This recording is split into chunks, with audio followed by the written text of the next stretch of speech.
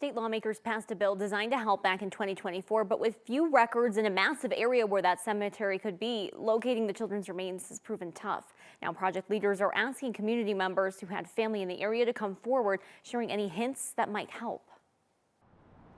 It's really difficult for tribes to have the discussion of how to memorialize if we're not even certain where their children are. For decades, Native children in Colorado and around the country were taken from their families and sent to boarding schools as part of forced assimilation programs. At the Teller Institute, then called the Grand Junction Indian School, it's unclear just how many children never left. So definitely there's at least 30 some, but there could be more.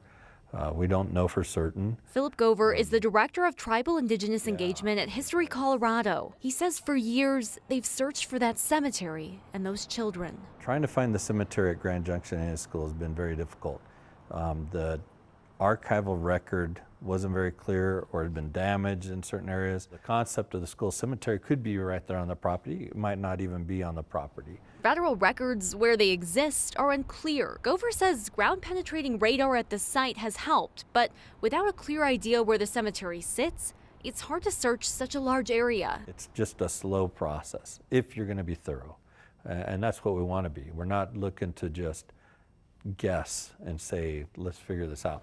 We need to know. Now they're asking for the community to get involved, sharing stories, documents, anything that might help. The school itself closed in 1910, so we're talking about time that's probably a couple generations back in knowledge, but those who lived in the area probably were aware. And we're hoping to be able to kind of pinpoint that direction. Gover says until they find these children's remains, tribal communities and families are unable to move forward, unable to heal. These are children, it's our ancestors, and they have every right to be treated as respectful as anyone else's family. Gover says for anyone who might have old records or family history to share, they'll be holding a community gathering in Grand Junction on April 21st. They're also taking tips online through History Colorado. We'll have a link to that on this story online. Rachel Krause, 9 News.